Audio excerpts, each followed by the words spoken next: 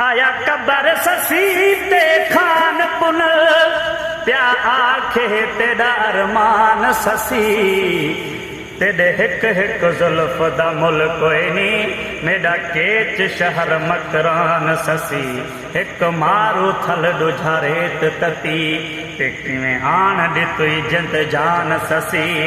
वाह इश्क दी लज आजाद पाली तेरा हे ॾाढा एहसान ससी। हाणे वरी साईं ससी जवाब ॾेस थी कबर मंझो